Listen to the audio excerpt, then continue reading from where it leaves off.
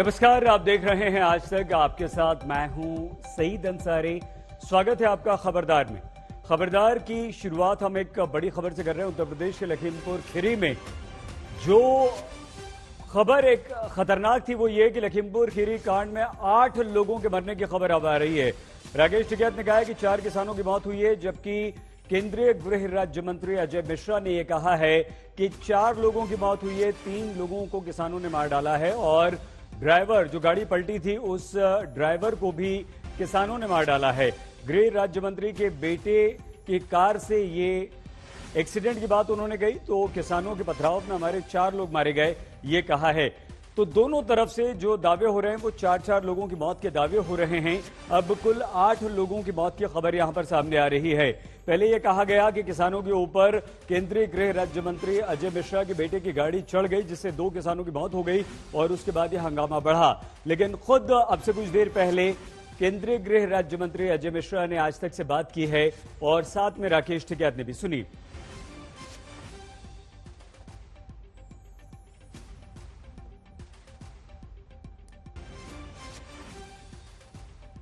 हम आपको दोनों की बातें सुनवाएंगे। राकेश टिकैत और केंद्रीय गृह राज्य मंत्री अजय मिश्रा दोनों आज तक बस सबसे कुछ देर पहले मौजूद थे और दोनों ने ये दावे किए हैं। दोनों ने कहा है कि 4 हमारे लोगों की मौत हुई है। राकेश टिकैत ने कहा गाड़ी पलटने से सवार लोगों की मौत हुई। सुनिए, देखिए दोनों की बात सुनिए। देश के होम मिनिस्टर को ये अपने क्षेत्र में इस तरह का व्यवहार ये करवाते हैं। इनका 10 दिन पहले का वीडियो है। इन्होंने कहा कि काले झंडे को दिखाएगा, मैं इन किसानों को देखूंगा। होम मिनिस्टर को चीजें शोभा नहीं देती। ऊपरले वालों ने तुम्हें पद दिया है, गृह मंत्री बनाया है आपको जनता ने, आप इनको भिड़वाने का उसका काम करते हो। आप देश का भी नुकसान कर रहे हैं। इस्तीफा दे देना चाहिए, आपको घटना आपको शर्मानी चाहिए। होम मिनिस्टर बन गए हो, सारी रिकॉर्डिंग है। मंत्री जी सुन रहे, मार रहे थे, आप बहुत अच्छे तरह से आंदोलन चला रहे थे। अराजक तत्वों को शामिल मत करिए। सरकार में शामिल मैं आपको वीडियो भेजूंगा, गाड़ी लेके आपके नंबर में अभी वीडियो भेज रहा हूँ, आप देख लीजिए। आप जो फैसला करेंगे, ये कह रहा है कि आपका बेटा गाड़ी लेके किसानों के ऊपर चढ़ाएगा।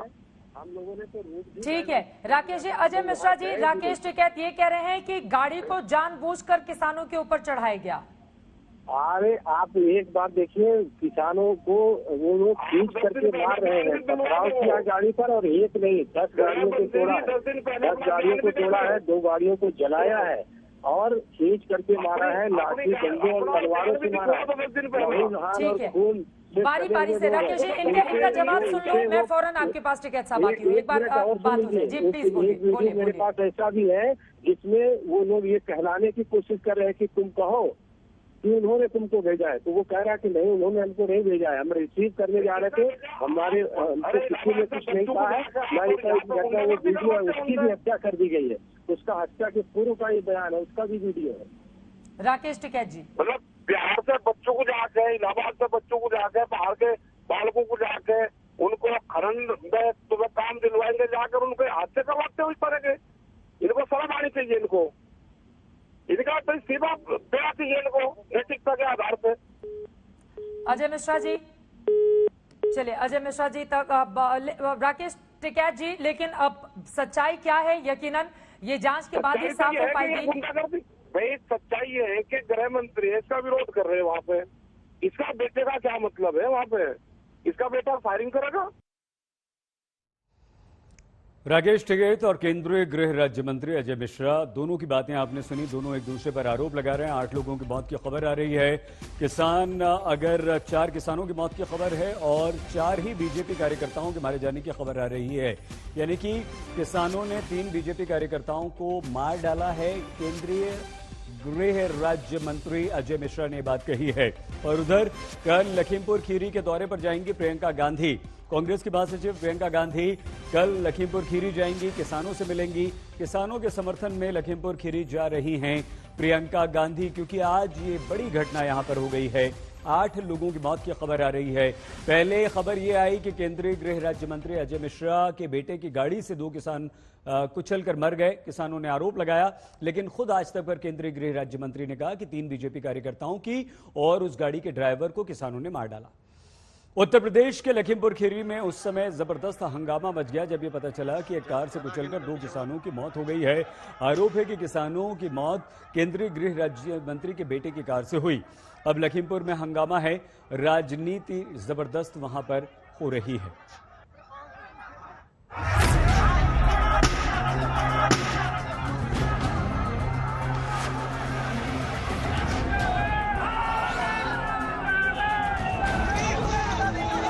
आग की इन्हीं लपटों की तरह ही यूपी के लखीमपुर में किसानों का गुस्सा धधक उठा है।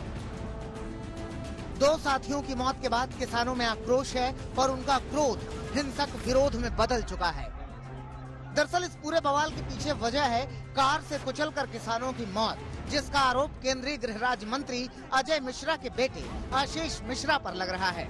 बताया जा रहा है कि अजय मिश्रा के इलाके में उत्तर प्रदेश के डिप्टी सीएम केशव मौर्य का दौरा था और अजय मिश्रा के बेटे डिप्टी सीएम की अगवानी के लिए पहुंचे थे। इस बीच रास्ते में किसानों ने आशीष मिश्रा के काफिले का घेराव कर दिया, काले झंडे दिखाए और देखते ही देखते इस विरोध के बीच हंगामा बढ़ गया।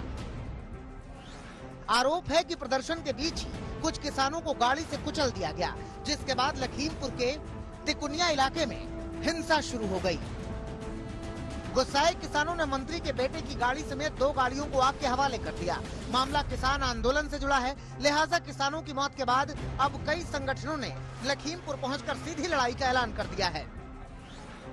लखीमपुर की जो घटना हुई है, वहां से विरोध करके अपने जो किसान थे वे वापसी लौट रहे थे।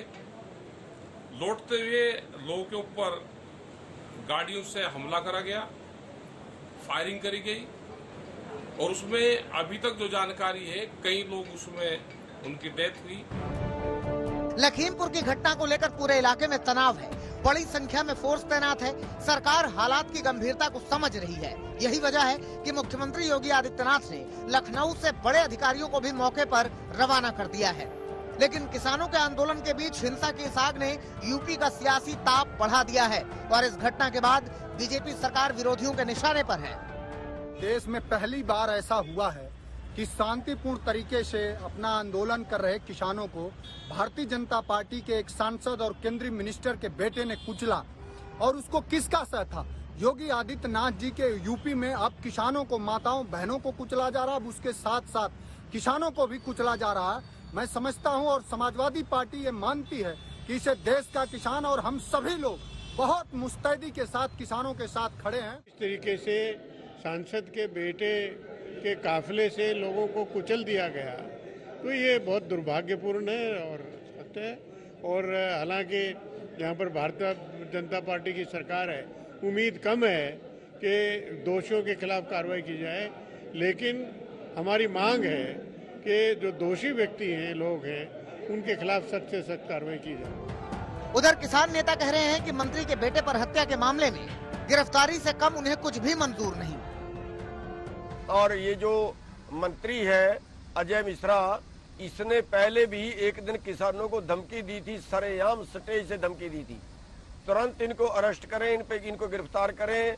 अजय मिश्रा को, उसके बेटे मोनू मिश्रा को और उनके जो साथी वहां पे थे, जिन्होंने वहां पे गाड़ियां चढ़ाई और भारी फायरिंग की, गोलियां चढ़ाई, इनको तुरंत गिरफ्तार करें। 302 का मुकदमा इनके ऊपर तुरंत दर्ज करके इनको अरेस्ट करें।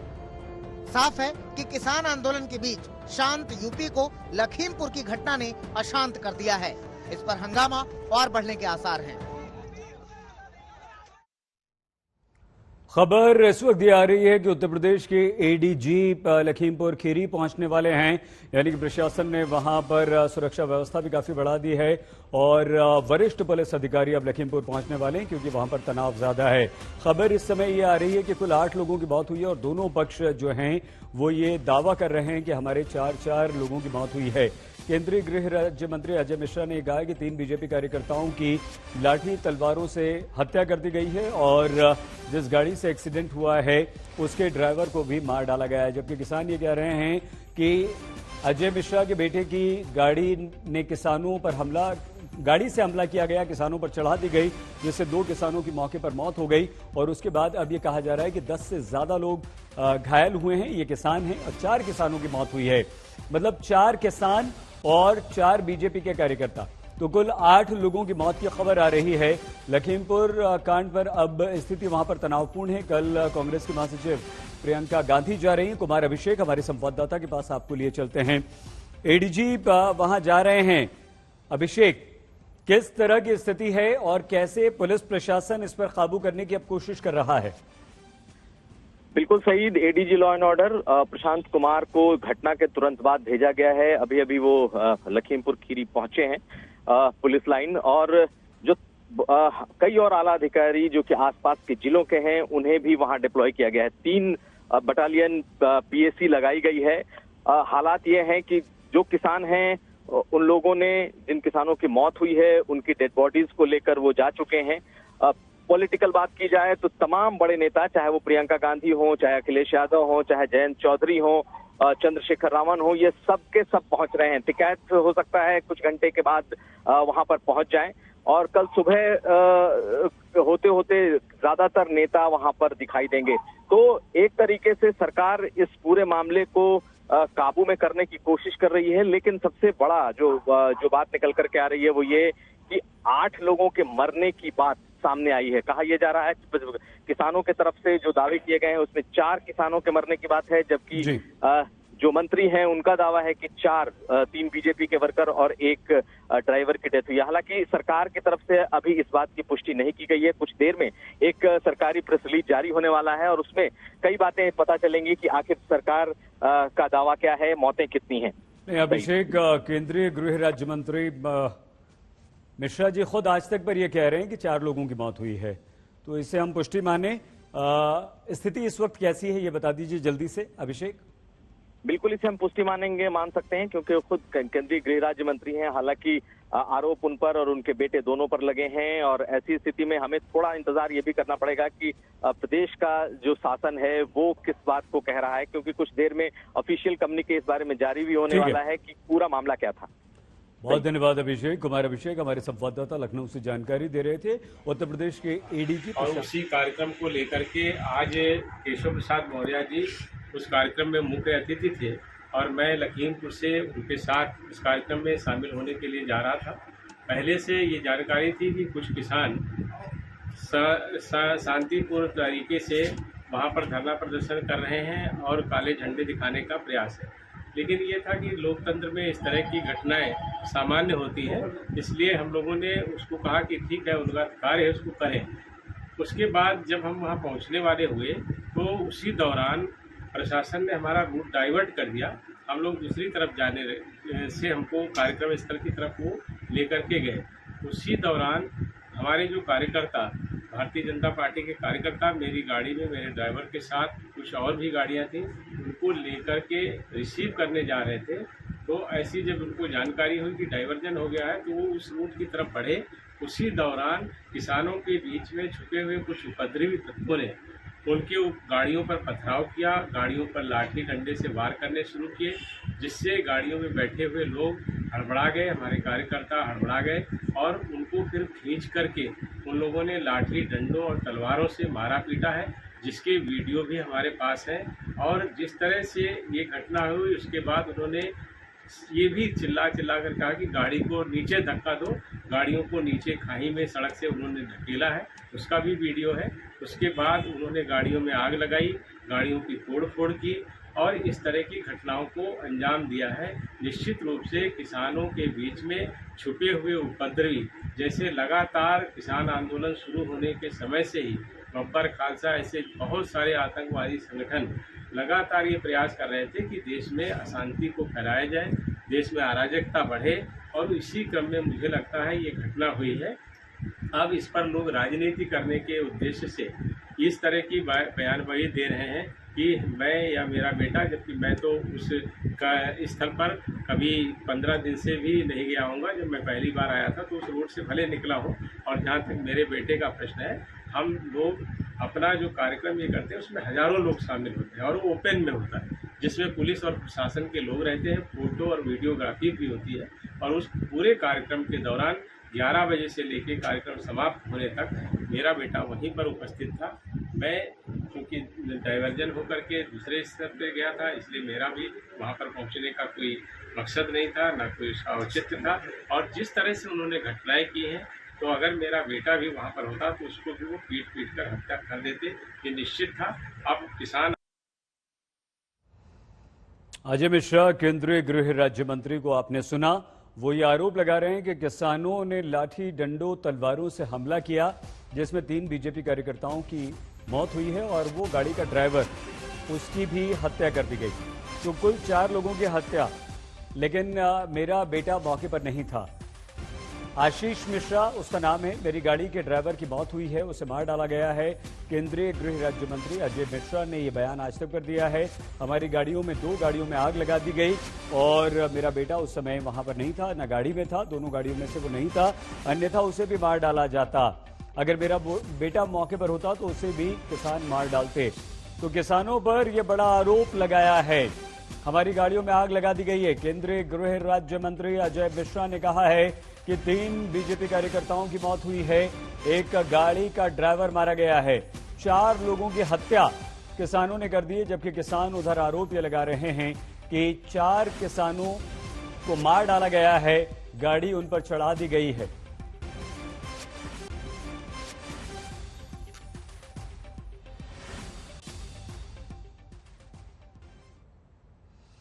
मुंबई में क्रूज रेव पार्टी के छापे में गिरफ्तार शाहरुख खान के बेटे आर्यन खान को मुंबई की किला अदालत ने 1 दिन के लिए एनसीबी की कस्टडी में भेज दिया है। क्रूज पर ड्रग्स लेने के आरोपी आर्यन खान को हिरासत में लेने के बाद एनसीबी ने आज दोपहर को उसे गिरफ्तार किया, जिसके बाद आर्यन के साथ गिरफ्तार उसके दोस्त अरबाज और मुनमुन धमेचा को अदालत में पेश किया गया। एनसीबी की तरफ से पेश वकील ने आर्यन समेत तीनों आरोपियों की 5 अक्टूबर तक की रिमांड मांगी, लेकिन आर्यन की तरफ से अदालत में पेश हुए क्रिमिनल वकील सतीश मानशिंदे ने अदालत से आर्यन खान को 1 दिन की पुलिस कस्टडी में भेजने का निवेदन किया, जिसके बाद जज ने अपना फैसला सुनाते हुए तीनों आरोपियों को 1 दिन की कस्टडी में भेज दिया है। मतलब कुल 45 मिनट चली अदालत की इस कार्रवाई के दौरान एनसीबी और आर्यन खान के वकील की तरफ से क्या क्या दलीलें दी गई हैं, आइए वो हम आपको बता देते हैं। एनसीबी के वकील की तरफ से अदालत को बताया गया कि व्हाट्सएप चैट से यह पता चलता है कि तीनों आरोपी ड्रग सेवन और ड्रग के नेक्सस से जुड़े हुए हैं। हालांकि एनसीबी के वकील ने कहा कि आर्यन पर सिर्फ ड्रग सेवन का आरोप है, जबकि अरबाज और मुनमुन पर ड्रग्स रखने का भी आरोप है।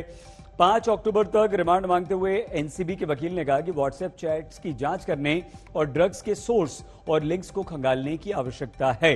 हालांकि आर्यन खान पर सिर्फ ड्रग्स सेवन यानी कि ड्रग्स लेने का आरोप है और उस पर जिस धारा का केस दर्ज हुआ है वो जमानती धाराएं हैं, लेकिन एनसीबी ने अदालत से जमानती धारा में भी आर्यन खान को 2 दिन की कस्टडी में भेजने की बात कही, जिसका आर्यन खान के वकील सतीश मान शिंदे ने विरोध किया। और सतीश मान शिंदे ने यह दलील दी कि आर्यन खान अपनी तरफ से क्रूज पार्टी में नहीं गए थे, आर्यन के पास पार्टी का टिकट भी नहीं था, आर्यन खान को पार्टी में बुलाया गया था मेहमान के तौर पर। आर्यन खान के बैग से एनसीबी को कुछ भी नहीं मिला है। आर्यन पर लगाई गई सभी धाराएं जमानती हैं। तो सतीश मान शिंदे की तरफ से यह कहा गया कि आर्यन खान को 1 दिन की पुलिस कस्टडी दी जाए, जिससे वो रेगुलर अदालत में जा सके और एनसीबी आर्यन खान के जमानत की याचिका के विरुद्ध एक्शन न ले सके। हम आपको सीधे लिए चलते हैं अरविंद ओझा हमारे संवाददाता के पास, और साथ ही साथ हमारे विशाल मिश्रा, एक और संवाददाता विशाल शर्मा जुड़ चुके हैं। तो जब आर्यन पर जमानती धाराएं लगी तो उनके वकील की तरफ से उन्हें 1 दिन की कस्टडी में भेजने की बात क्यों कही गई अरविंद? दरअसल देखिए 5 दिन के पहले पुलिस कस्टडी मांगी थी नारकोटिक्स कंट्रोल ब्यूरो ने सहित उसमें नारकोटिक्स कंट्रोल ब्यूरो ने दावा किया था कि वो तमाम कड़ियां जोड़नी है और 5 लोगों को गिरफ्तार करना है। लेकिन मैं अभी की जो बड़ी खबर है वो आपको बता दूं सहित कि 5 लोगों को गिरफ्तार किया है नारकोटिक्स कंट्रोल ब्यूरो की टीम ने। अभी जो जानकारी हमें मिल रही है उसके मुताबिक 5 लोगों को गिरफ्तार किया गया है और उनको भी कल अदालत में पेश किया जाएगा।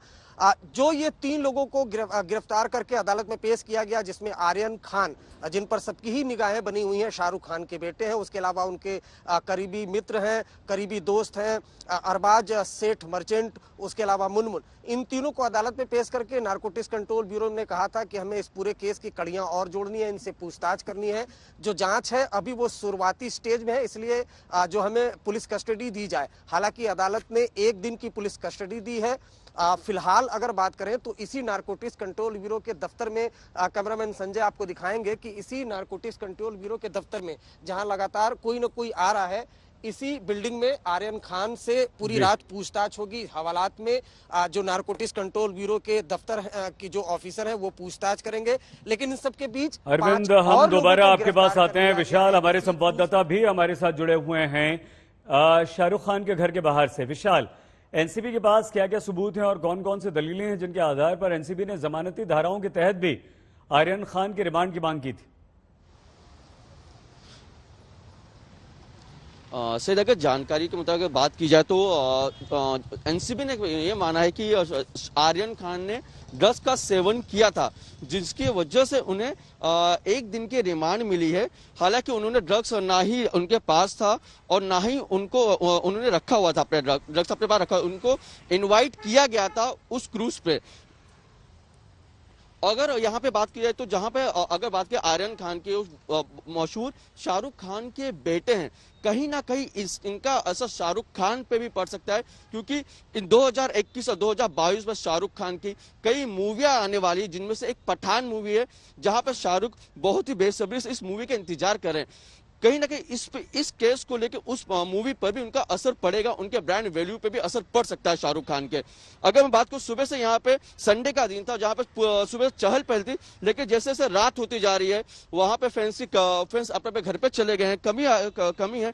लेकिन अगर बात की जाए शाहरुख खान के बेटे के आर्यन की 1 दिन की जो कस्टडी मिली है, और कल उनकी रेगुलर कोर्ट में उनकी बेल एप्लीकेशन दायर करेंगे उनके वकील, और कल जहां तक उनको रिहा भी कर दिया जाएगा। और लेकिन जो ये रात है, ये कहीं ना कहीं बहुत कठिनाई से गुजरने वाली है आर्यन के लिए, बिकॉज उन्हें सोचा नहीं था कि उनको वो इस चीजों से बीतेंगे। हालांकि जब उनको कोर्ट में लाया जा रहा था, वो डरे और सहमे हुए से थे। सही, ठीक है अरविंद, आपने कहा कि 5 को और जो 5 साथी थे, इनके 8 कुल थे, उन्हें भी अरेस्ट कर लिया गया है।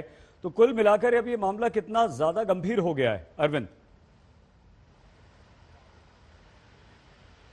जी देखिए, कुल मिला अभी अगर बात करें तो ताजा जो गिरफ्तारी है वो 5 लोगों की गिरफ्तारी, यानी कुल मिलाकर 8 लोगों को गिरफ्तार किया गया है। इन 8 को क्रूज से ही डिटेन किया था नारकोटिक्स कंट्रोल ब्यूरो ने। सहित नारकोटिक्स कंट्रोल ब्यूरो का ये कहना है कि ये जो एक पूरा नेक्सस है, इस नेक्सस को बस्ट करना है। और शायद यही वजह है सहित कि इधर नारकोटिक्स कंट्रोल ब्यूरो के दफ्तर में, जहां इस वक्त मैं मौजूद हूं, जहां शाहरुख खान के बेटे आर्यन खान और 2 और आरोपियों से पूछताछ चल रही है इस बिल्डिंग में पीछे, यहीं से जो टीम निकली है मुंबई के अलग अलग इलाकों में, और ड्रग पैडलर्स जो है उनको गिरफ्तार करने की कोशिश की जा रही है, क्योंकि जो क्रूज में जो रेव पार्टी थी उसमें ड्रग्स कहां से आया ये भी पता लगाना चाहती है नारकोटिक्स कंट्रोल ब्यूरो की टीम। इसी वजह से कस्टडी की मांग की जा रही थी, और कस्टडी मिली 1 दिन की, जिसमें ये पूछताछ की जाएगी। साथ ही साथ नारकोटिक्स कंट्रोल ब्यूरो की टीम का यह भी दावा है कि कुछ व्हाट्सएप चैट भी मिले हैं, वो भी दिखाकर पूछताछ की जाएगी। तो कुल मिलाकर 1 दिन की जो पुलिस कस्टडी मिली है शाहरुख खान के बेटे आर्यन खान की, वो इस आप देख पा रहे हैं जो बिल्डिंग है, बाकायदा ये एक्सचेंज बिल्डिंग है, इसमें नारकोटिक्स कंट्रोल ब्यूरो का एक हवालात है, उस हवालात में रखा जाएगा। फिलहाल नारकोटिक्स कंट्रोल ब्यूरो के मुंबई के जो चीफ है सईद समीर वानखेड़े, वो पूछताछ कर रहे हैं तीनों आरोपियों से। 5 आरोपी और गिरफ्तार हो चुके हैं, जिनको कल अदालत में पेश किया जाएगा। ये देखना होगा कि कल जब अदालत में पेश किया जाएगा आर्यन खान को, उसके अलावा 2 और जो आरोपी हैं, तो उनके वकील जब बेल एप्लीकेशन मूव करते हैं तो क्या उस बेल एप्लीकेशन पर सुनवाई होती है? क्या नारकोटिक्स कंट्रोल ब्यूरो अगर रिमांड नहीं मांगता है, अगर रिमांड नहीं मांगता है तो जाहिर सी बात है बेल एप्लीकेशन मूव की जाएगी। तो क्या अदालत उस बेल एप्लीकेशन पर सुनवाई करता है और जमानत दे देता है, या फिर जुडिशियल कस्टडी में भेज दिया जाता है और फिर बेल पर सुनवाई होती है? तो ये देखना होगा। लेकिन फिलहाल की बात करें तो आज की रात इसी बिल्डिंग पर गुजरेगी, पूछताछ होगी।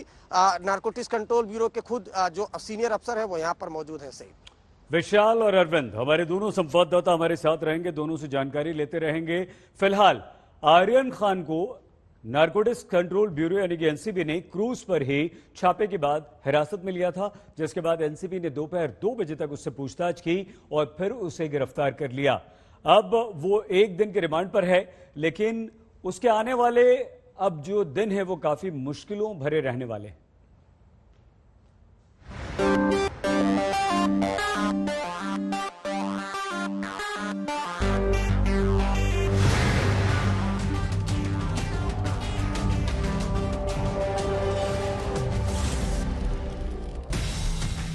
किसने सोचा था कि बॉलीवुड के किंग खान का बेटा इस तरह लॉन्च होगा। बीच समंदर क्रूज पार्टी से सीधे नारकोटिक्स केस में हवालात पहुंच जाएगा। क्रूज ड्रग्स केस में आर्यन खान के अलावा जिन 2 लोगों को गिरफ्तार किया गया है, उनमें आर्यन के दोस्त एक्टर अरबाज मर्चेंट और मॉडल मुनमुन धमेजा शामिल हैं।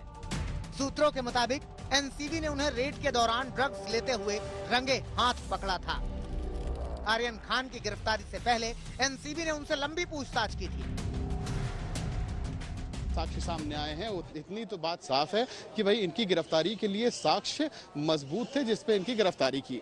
अब एनसीबी ये जानने की कोशिश करेगी अपनी कस्टडी में लेके या अभी पूछताछ के दौरान जितनी कोशिश करेगी कि आखिर इनका नेटवर्क सिर्फ यहीं तक शुरू और यहीं तक खत्म था या फिर कहीं और से शुरू था, और भी पार्टियां हुई, और भी ड्रग्स सप्लाई होती थी, कहां कहां पार्टियां होती थी। अगर ये ऐसा पाया गया कि भाई ये सीरियल ऑफेंडर है, पहले भी शामिल रहे हैं, तो जाहिर सी बात है इनकी मुसीबतें और बढ़ेंगी और केस की जो मैं बता रहा हूं, जो केस जो है वो और ज्यादा संगीन होता जाएगा।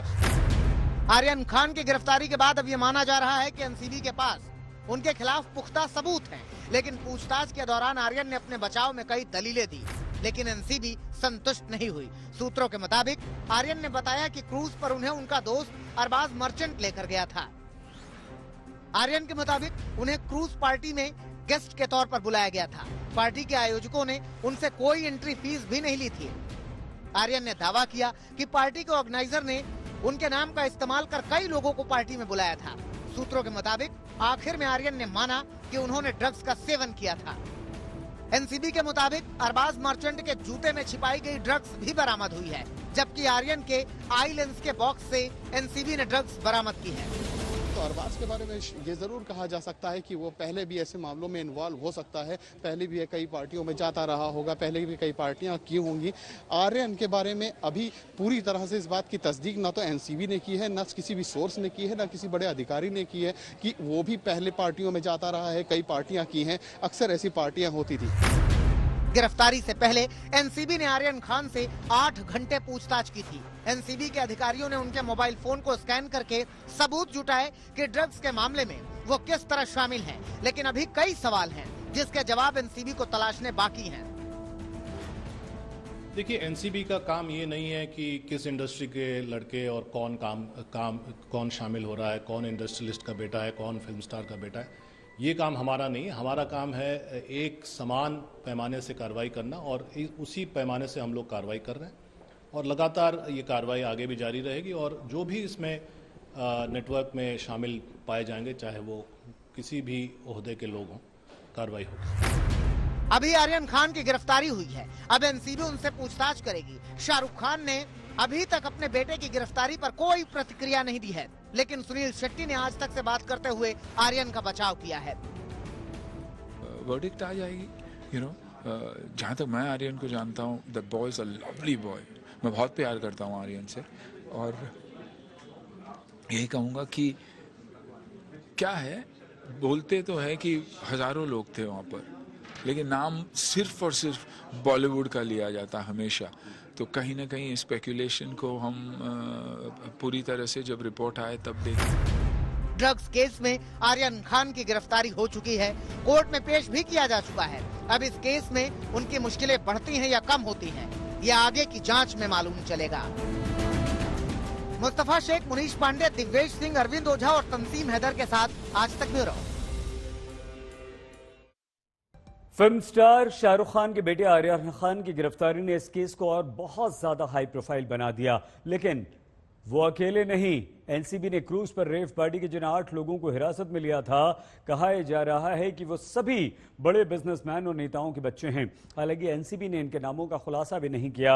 वैसे जिस तरह से बीच समुद्र में क्रूज पर एनसीबी ने छापा मारकर इस रेव पार्टी का खुलासा किया, वो भी अपने आप में बेहद फिल्मी।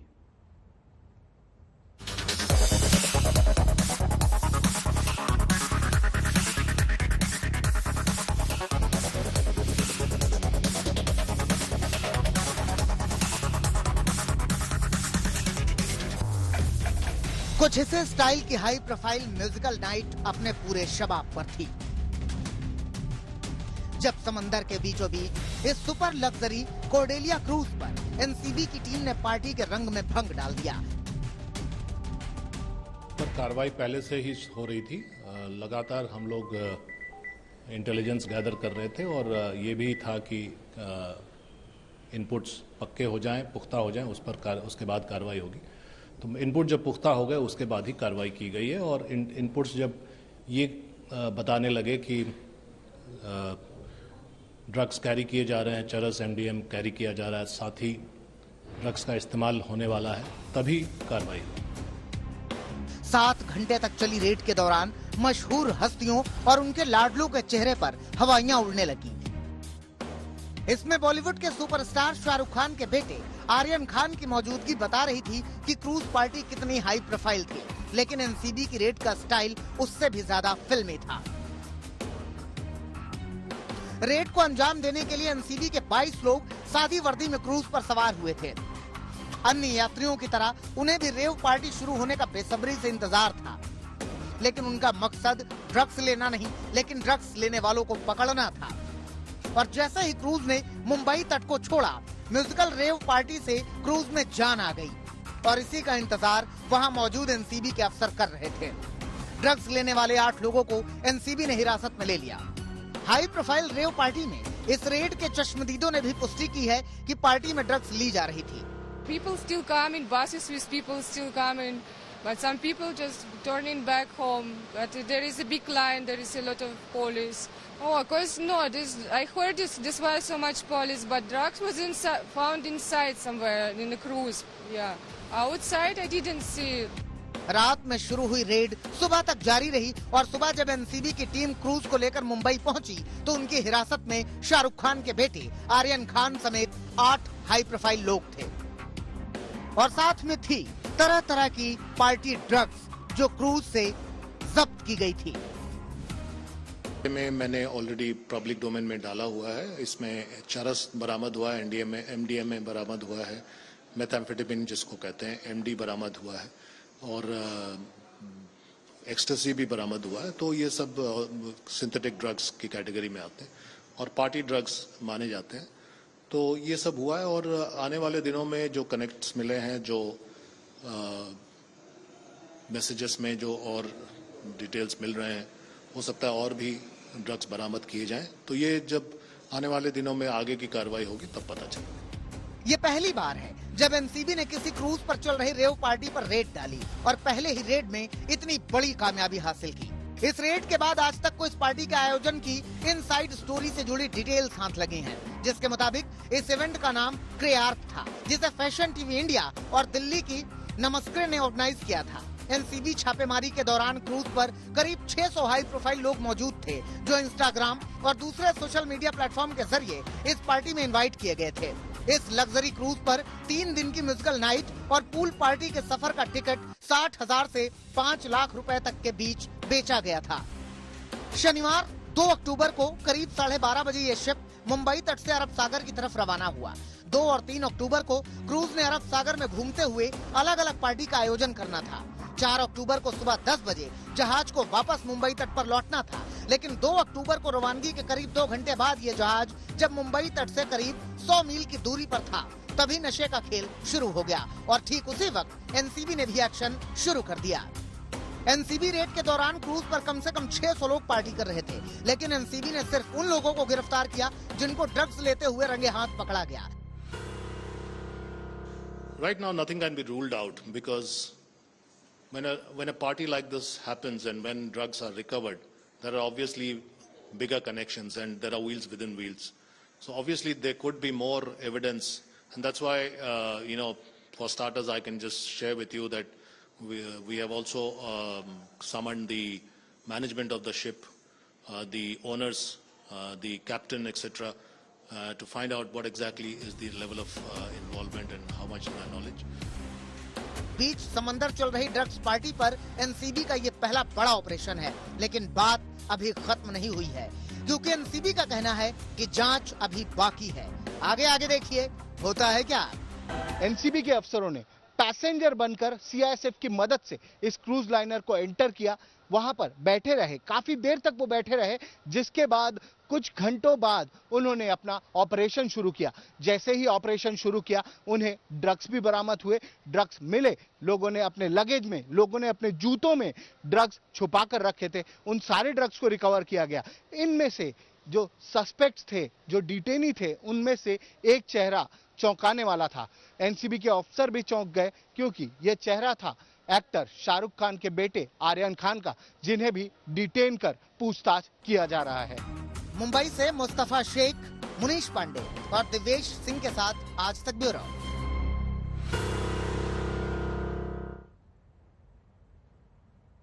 ऐसा पहली बार नहीं है जब बॉलीवुड का ड्रग्स कनेक्शन सामने आया।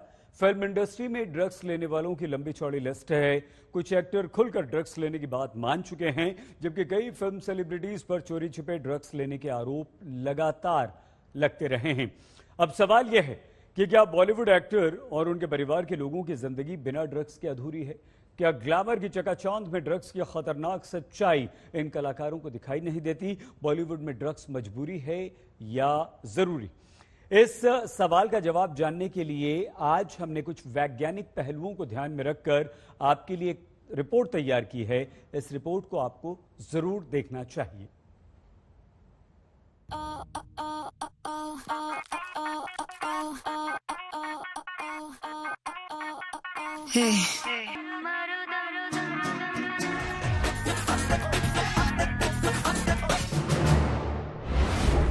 सपनों की चकाचौंध से सदमे की गहरी खाई तक,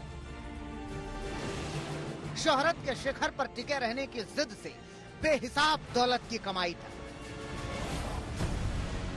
सब कुछ है इस बॉलीवुड में, लेकिन इन सबको कंट्रोल करने वाली चीज का नाम है ड्रग्स। यानी वो नशा जो बॉलीवुड की नसों में बहुत अंदर तक फैल चुका है। लेकिन ये नशा अचानक नहीं फैलता। शुरुआत शौक से होती है, लेकिन फिर ये शौक धीरे धीरे आदत बनता है और उसके बाद लत में तब्दील हो जाता है। लेकिन सबसे खतरनाक बात यह है कि बॉलीवुड में ड्रग्स की लत अब एक स्टेटस सिंबल बन चुकी है, जिसका कांटेक्ट, कनेक्शन और प्यार से लेकर तनाव और थकान दूर करने वाली मौज मस्ती और रेव पार्टी सब कुछ शामिल है। इसलिए बॉलीवुड में अक्सर कहा जाता है, दो घूंट ही पी थी जानिबे शौक, पर वो कमबख्त मुझे पीती चली गई। यानी शुरुआत एक शौक से हुई और फिर ये ड्रग्स दिलो दिमाग पर हावी हो गई। बॉलीवुड में ड्रग्स कनेक्शन की एक लंबी लिस्ट है, लेकिन सुशांत सिंह राजपूत की मौत के बाद ड्रग्स से बॉलीवुड कनेक्शन के तार खुलकर सामने आ गए थे। बॉलीवुड के बड़े बड़े स्टार्स के मोबाइल से मिले चैट ने सबको हैरान कर दिया। ये जानते तो सब थे कि बॉलीवुड में ड्रग्स की जड़ें बहुत गहरी हैं, लेकिन इसमें हिट और फिट दिखने वाले कलाकार भी शामिल हो सकते हैं, ये हैरान करने वाली बात है।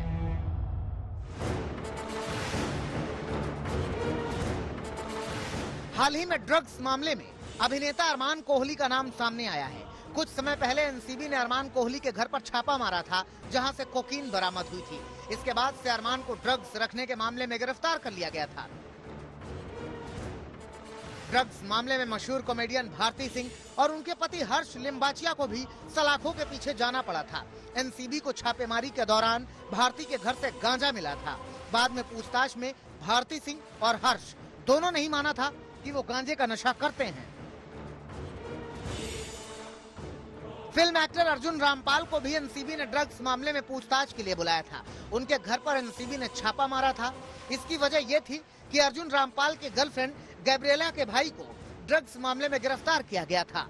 यानी किसी न किसी रूप में फिल्म स्टार्स का नाम ड्रग्स केस में जुड़ता रहा है। इसकी सबसे बड़ी वजह यह है कि बॉलीवुड ड्रग्स का बहुत बड़ा बाजार है। यहाँ बाजार रेट से कई गुना दाम पर ड्रग्स खरीदने वाले ग्राहक मिल जाते हैं, क्योंकि बॉलीवुड में पैसे की कोई कमी नहीं है, बस माल शुद्ध और सीक्रेट तरीके से मिलना चाहिए।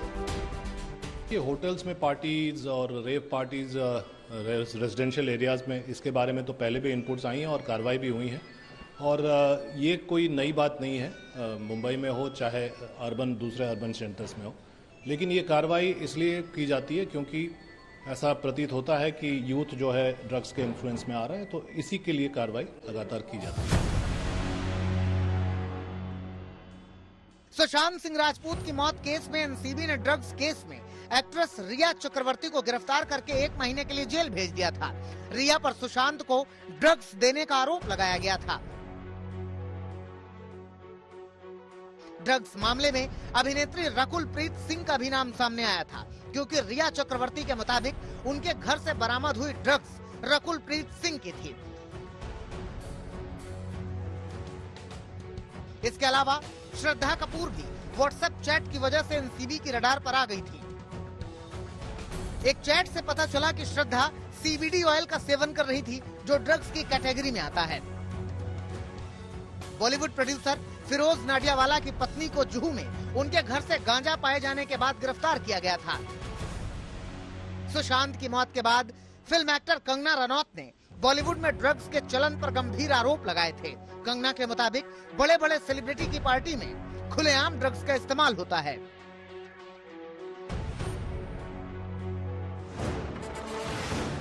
अगर नारकोटिक्स कंट्रोल ब्यूरो बॉलीवुड की जांच करता है तो पहली कतार के कई सितारे सलाखों के पीछे होंगे। अगर ब्लड टेस्ट हुए तो कई चौंकाने वाली बातें सामने आएंगी।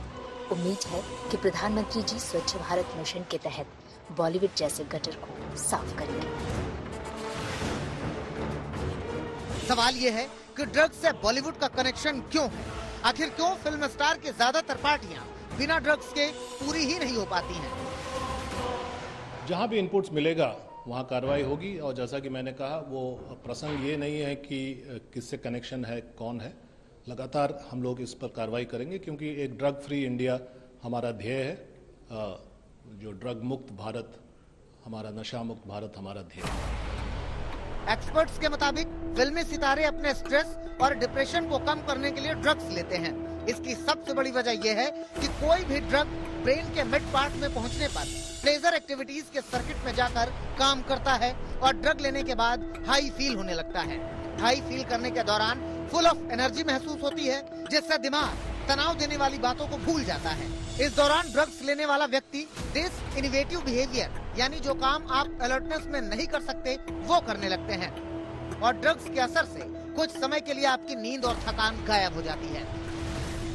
लेकिन ड्रग्स के नशे में सोचने समझने की शक्ति पूरी तरह खत्म होती चली जाती है और कुछ देर का तनाव करने वाला भ्रम आने वाले समय में मेंटली और फिजिकली रूप से बहुत बीमार बना देता है, जिसमें शोहरत की चकाचौंध गायब होने लगती है और डिप्रेशन का अंधेरा बढ़ने लगता है। आज तक ब्यूरो।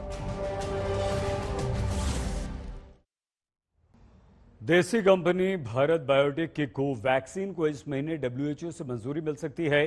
5 अक्टूबर को होने वाली डब्ल्यूएचओ की कमेटी की विशेष बैठक में इस पर फैसला किए जाने की उम्मीद है और इसके बाद कोवैक्सीन लगवाने वालों के लिए कई देशों के दरवाजे खुल जाएंगे।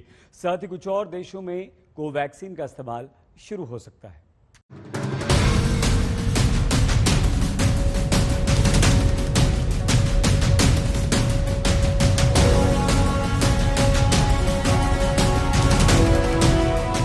भारत बायोटेक की कोवैक्सीन लगवा चुके लोगों के लिए जल्द ही विदेश जाने का रास्ता खुल सकता है।